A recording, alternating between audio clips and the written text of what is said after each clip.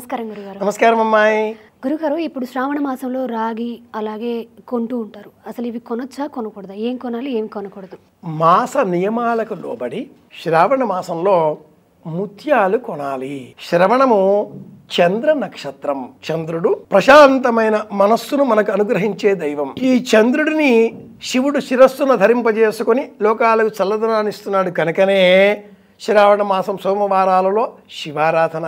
శ్రవణం, రోహిణి, చంద్ర నక్షత్రాలు కనుక ఆ కారణంగా కూడా మనం విశేషంగా శ్రావణ మాసంలో చంద్రుడికి సంబంధించినటువంటి తెల్లని వస్త్రాలు ధరించాలి, ముత్యాల హారాలు ధరించాలి, ఉప్పును దానం ఇవ్వాలి, చంద్రుడికి సంబంధించిన ఉపచారాలన్నీ చేయాలి అని చెబుతూ ఉంటారు. ఈ మాసంలో తప్పనిసరిగా చేయవలసిన విధి ఇంకొకటి ఉంది. ప్రతి ఆడపిల్ల తల్లి దగ్గరికి వెళ్ళి రావాలి.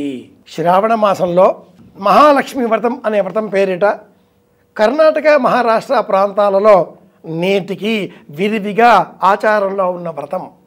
తెలుగునాట వరలక్ష్మి వ్రతం ఎలా ఉందో కర్ణాటక, మహారాష్ట్ర ప్రాంతాలలో మహాలక్ష్మి వ్రతం అలా ఉంది. శ్రావణ మాసం మొదటి శుక్రవారం నాడు ఇంటికి మహాలక్ష్మి విచ్చేస్తుంది అనే సంకల్పంతో పూజాగృహంలో ఒక చెంబు, అందులో బియ్యం, ఆ బియ్యంలో కాసింత డబ్బులు, పసుపు, కుంకుమ ఇవన్నీ అందులో ఉంచి అలంకరించి మహాలక్ష్మి అన్న పేరిట దీపారాధన చేస్తారు.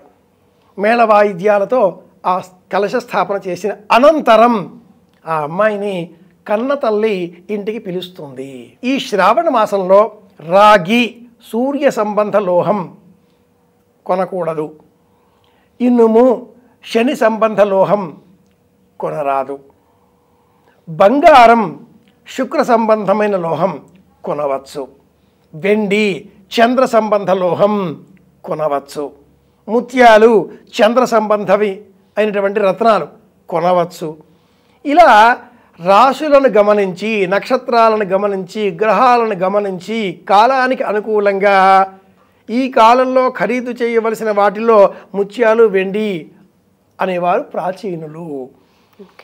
వివాహం అయితే కూతురు, అల్లుడు సకుటుంబంగా ప్రతి తల్లి శ్రావణ మాసంలోని మొదటి శుక్రవారం అనంతరం వారిని ఇంటికి పిలిపించి భోజనాదికాదులు ఏర్పాటు చేసి వెండి, స్వర్ణము, తెలుపు వర్ణంలో ఉండే దుస్తులు అంచు కలవి బహుమానంగా బిడ్డకు ఇవ్వాలి.